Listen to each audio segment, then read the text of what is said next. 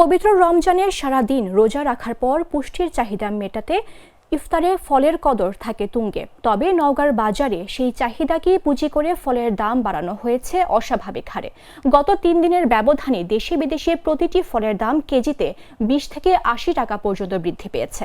ফলে অনেক হতদরিদ্র ক্রেতা বাজারে এসেও পছন্দের ফল না কিনে খালি হাতেই ফিরে যাচ্ছেন।